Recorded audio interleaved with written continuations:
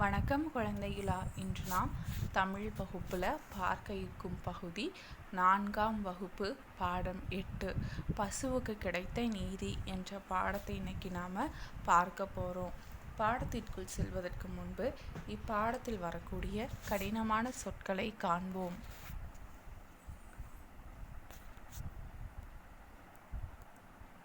சோழ மன்னர்கள் சோழ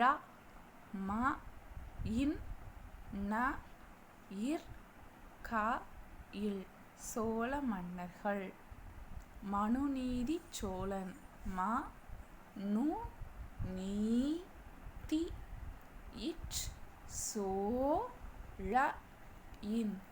மனுநீதி சோழன். அரசவை அரசவை.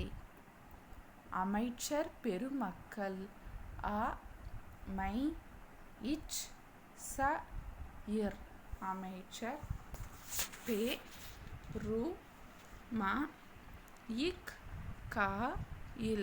அமைச்சர் பெருமக்கள். ஆராய்ச்சி மணி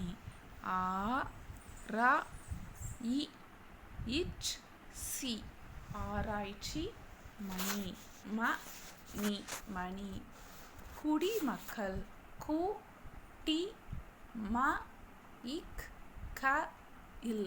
குடிமக்கள். குடிமக்கள்னா அந்த நாட்டில் வாழக்கூடிய மக்கள்.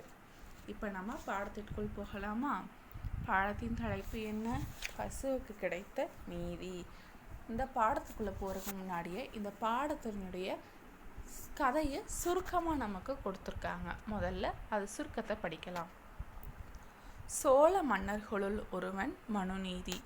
முறைமை தவறாது ஆட்சி புரிவதையே தன் நோக்கமாக கொண்டிருந்தான். முறைமை தவறாதுன்னா தன்னோட ஆட்சி காலத்தில் மக்களுக்கு எந்த துன்பமும் வராமல், தன்னுடைய நீதியிலிருந்து தவறாமல் நேர்மையாக ஆட்சி புரியணும்னு தன்னோட நோக்கமாக வச்சுருந்தார். ஆயினும் அவன் ஆட்சி காலத்தில் வாயிலா பசுவுக்கு ஏற்பட்டது ஒரு பேரிழப்பு. அதற்கு காரணமானவன் வேறு யாரும் அல்லன், அரசனின் மகனே. இப்பொழுது அரசன் என்ன செய்வான்? தன் மகன் என்று அவனை காப்பாற்றுவானா, அல்லது தன் கன்றை இழந்து வாடும் அந்த பசுவுக்கு உரிய நீதியை வழங்குவானா? வாருங்கள் தெரிந்து கொள்ள அரங்கத்திற்குள் நுழைவோம். இப்போ நம்ம சுருக்கத்தை பார்த்துட்டோம். அதாவது மனுநீதி சோழனுடைய ஆட்சி காலத்தில் ஒரு பசுவுக்கு பேரிழப்பு ஏற்படுது. அதோட கன்று அது இழக்குது. அந்த கன்று இறந்து போனதுக்கு காரணம் அரசனுடைய மகன். தன்னுடைய மகன் சொல்லி மகனை காப்பாற்றுவானா, இல்லை நேர்மையாக பசுவுக்கு நீதி வழங்குவானா? இந்த பாடத்துக்குள்ளே போய் நம்ம அதை தெரிஞ்சுக்கலாம். இது நமக்கு உரையாடல் வடிவில் இந்த பாடம் அமைஞ்சிருக்குது. காட்சி 1. இடம் அரசவை மண்டபம். காலம் நண்பகல். உறுப்பினர்கள் அரசர் மனுநீதி சோழர், அமைச்சர் பெருமக்கள். அவையில் மன்னரும் அமைச்சர் பெருமக்களும் வீற்றிருக்கின்றனர். அப்பொழுது அங்கு வந்த தச்சர் ஒருவர் மன்னரை வணங்கி பணிகிறார். இனி அரசர்: வாருங்கள் தச்சரே, நேற்று உம்மிடம் ஒரு வேலையை கொடுத்தேனே, முடித்து விட்டீரா? தச்சர்: ஓ, முடித்து விட்டேன் மன்னா. நீங்கள் நேரிலே வந்து பார்வையிடலாம் மன்னா. அரசர்: அப்படியா? மிக்க மகிழ்ச்சி அமைச்சர். மிக்க மகிழ்ச்சி. அமைச்சர் பெருமக்களே, சோழ நாடு சோறுடைத்து என்பது உலகோர் அறிந்த செய்தி. அது மட்டுமா நம் சோழர் குலத்துக்கு பெருமை சேர்க்கும் மற்றொரு செய்தி நீதி தவறாத ஆட்சி முறை அல்லவா? அதனால்தான் என் ஆட்சியில் குடிமக்கள் யாரும் துன்பப்படக்கூடாது என்று நினைத்தேன். அதற்காக நான் ஏற்படுத்தியோர் அமைப்பே ஆராய்ச்சி மணி. அதைத்தான் இந்த தச்சர் சிறப்பாக செய்து முடித்துள்ளார். சோழ நாடு ஏற்கனவே வளத்தில் சிறந்து விளங்குது. அது மட்டும் இல்லாமல் ஆட்சியிலையும் நேர்மையாக நடந்தக்கூடிய சோழ அரசுன்னு ஒரு பெயரும் இருக்குது. இன்னும் அது சிறப்பு சேர்க்குற மாதிரி என்னோடய ஆட்சியில் மக்கள் யாரும் துன்பப்படாமல் இருக்கிறதுக்காக ஒரு முடிவெடுத்திருக்காரு. அது ஆராய்ச்சி மணின்ற ஒன்றை ஏற்படுத்தியிருக்கிறாரு. அமைச்சர், ஆராய்ச்சி மணியா? அது எதற்கு மன்னா? அதை கொண்டு நீங்கள் எப்படி நீதி வழங்குவீர்கள்? அரசர், சொல்கிறேன் அமைச்சரே. நம் அரண்மனை வாயிலிலே கோவில் மணி போல் பெரியதொரு மணியை கட்ட செய்துள்ளேன். குடிமக்கள் தங்களுக்கு ஏற்படும் குறைகளை உடனுக்குடன் தீர்த்து கொள்ள இந்த ஆராய்ச்சி மணியை பயன்படுத்தி கொள்ளலாம். அமைச்சர், அரசே, இதில் என்ன புதுமை? நீங்கள் தாம் எந்த குறையும் மக்களுக்கு வைப்பதில்லையே. அரசர், நீங்கள் சொல்வது உண்மையாக கூட இருக்கலாம். ஆனால் தங்கள் குறைகளை வெளிப்படையாக சொல்வதற்கு சிலர் தயங்கலாம் அல்லவா? மேலும் இந்த ஆராய்ச்சி மணியின் நோக்கமே உடனுக்குடன் நீதி வழங்குவதில்தான் உள்ளது. அது மட்டுமா, குடிமக்கள் எப்பொழுது ஆராய்ச்சி மணியை ஒலித்தாலும் அவர்கள் முன் நானே ஓடோடி சென்று நிற்பேன். அவர்களின் மனக்குறையையும் உடனடியாக தீர்த்து வைப்பேன். அமைச்சர்கள், ஆஹா, நீங்கள் தாம் சிறந்த மன்னர். இந்நில உலகம் உள்ளவரை உங்கள் புகழ் ஓங்கும். அரசவை கலைகிறது. சில மாதங்களாக ஆராய்ச்சி மணியின் ஓசையை அரசர் கேட்கவே இல்லை. இந்நிலையில் ஒரு நாள் வழக்கம் போல் அமைச்சர்கள் சூழ மன்னர் அமர்ந்திருக்கிறார். அப்பொழுது ஆராய்ச்சி மணி ஒலிக்கத் தொடங்குகிறது. அடுத்து காட்சி 2. இடம் அரசவை, காலம் மாலை. உறுப்பினர்கள் அரசர், அமைச்சர் பெருமக்கள், அரண்மனை காவலாளி. காவலாளி, மன்னா மன்னா என்று அழைத்தவாறே பதற்றத்துடன் ஓடி வருகிறான். அரண்மனை காவலாளி. அரசர், என்ன ஆயிற்று? ஏன் இப்படி மூச்சரிக்க ஓடி வருகிறாய்? பதறாமல் சொல். காவலாளி, மன்னா, இதுவரை நான் கண்டதில்லை, கேட்டதுமில்லை. அதனால்தான் எப்படி சொல்வதென்று தயங்குகிறேன். அரசர், என்ன ஆனாலும் பரவாயில்லை. சொல்ல வந்த செய்தியை தயங்காமல் உடனே சொல். காவலாளி, மன்னா, அது வந்து நம் அரண்மனை வாயிலில் கட்டப்பட்டிருந்த ஆராய்ச்சி மணி. அரசர், என்ன? ஆராய்ச்சி மணியை யாராவது அடிக்கிறார்களா? இவ்வளவு மாதங்களாக யாருக்கும் எந்த குறையும் இல்லை என்று நினைத்தேனே. பரவாயில்லை, இதோ நானே வருகிறேன். அரசர் அரண்மனை வாயிலுக்கு விரைய அமைச்சர்களும் பின்தொடர்ந்து செல்கின்றனர். அரசர், ஐயகோ, என்ன ஆயிற்று? பசு ஒன்று ஆராய்ச்சி மணியை அடித்து கொண்டிருக்கிறதே. என் ஆட்சியில் வாயில்லாத பசுவுக்கு குறை நேர்ந்ததா? இதை நான் எங்கனம் பொறுத்து கொள்வேன்? அதன் கண்களில் வழியும் கண்ணீரை பாருங்கள். தாங்க முடியாத துயரத்தில் அது துன்பப்படுவது போல் இருக்கிறதே. 5 அறிவு விலங்குகளின் துயர் நீக்க மறுத்தான் என்று இந்த வியனுலகம் என்னை பழிக்குமோ? இனி என் வாழ்நாள் எல்லாம் பழிச்சொல்லை சுமந்து திரிவேனோ? எனக்கொன்றும் விளங்கவில்லையே.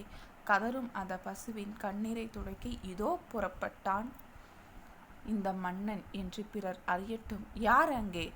உடனே சென்று அந்த பசுவுக்கு ஏற்பட்ட இன்னலை அறிந்து வாருங்கள். காவலாளிகள், உத்தரவு மன்னா. இதோ சென்று விரைவில் செய்தியுடன் மீள்கிறோம்.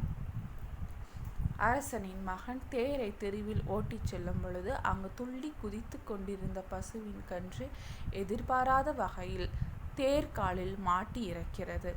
தன் கன்றை காணாது தேடி அலைந்த பசு அதன் இறந்த உடலை கண்டு கண்ணீர் விடுகிறது. அதன் ஆற்றோனா துயரை ஆராய்ச்சி மணி வடிவில் ஒலிக்கத் தொடங்கியது. இனி காட்சி 3. இடம் அரசவை, காலம் காலை. உறுப்பினர்கள் அரசர், அமைச்சர் பெருமக்கள்.